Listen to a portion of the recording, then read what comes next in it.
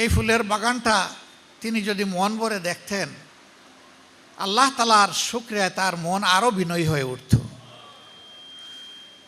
2 বার জেলে তার সাথে আমার মোলাকাত এবং একসাথে বসবাসের সুযোগ হয়েছে। বের হয়ে আসার সময় আমরা পরস্পরকে জড়িয়ে ধরেছি, কান্নাকাটি করেছি।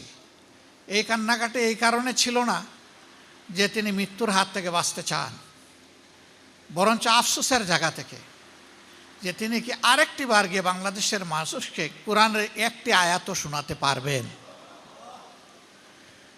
তিনি 2 বারই বলেছেন, আমি দোয়া চাই দুটো।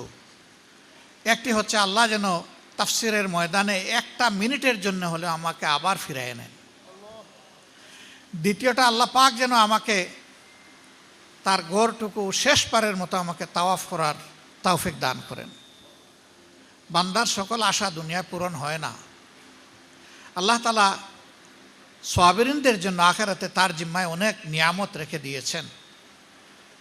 মহান মনিবের দরবারে আমাদের আরজ, আল্লাহ যেন বান্দার সমস্ত নেক অবশিষ্ট হাজতগুলো পুরামাত্রায় নয়, বারাকা দিয়ে পরিপূর্ণ করে দেন।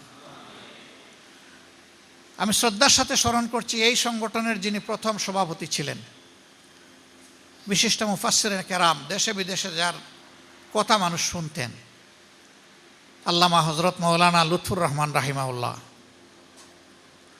এরকম এই সংগঠনের সাথে অতীতে যারা জড়িত ছিলেন, বর্তমানে নাই, আমি তাদের সকলের আত্মার মাগফিরাত কামনা করছি এবং কোরআনকে মানুষের সামনে তুলে ধরার কারণে আল্লাহ যেন এই কোরআনকে এই হাসরের দিন তাদের বন্ধু এবং সুপারিশকারী বানিয়ে দেন।